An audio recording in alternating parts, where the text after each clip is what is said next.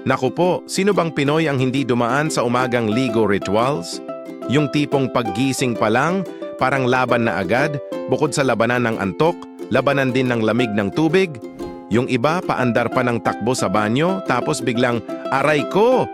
Kasi natapakan ng tsinelas na laging nakakalat. Classic din yung may tabo at timba, tapos may kasamang sigaw ng, ay ang lamig! Na parang battle cry ng umaga. Pero kahit ganon, hindi pwedeng hindi maligo, lalo na kung may pasok o lakad. Yung iba, pampagising daw. Pero sa totoo lang, parang torture session tuwing tag-ulan. May mga nanay pa na sumisigaw, maligo ka na, amoy lupa ka na. O di kaya, nagmamadali kasi may Zoom meeting, tapos basa pa ang buhok, pero dapat fresh pa rin ang dating.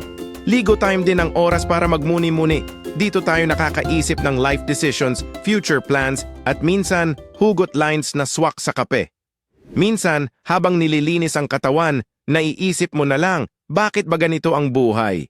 Pero sa dulo, ang saya pa rin ng feeling na fresh at ready na harapin ang araw. Please like, share, and follow for more. Pero teka, wait. Hanap nyo ba ay sabon na hindi lang mabango kundi malambot pa sa balat?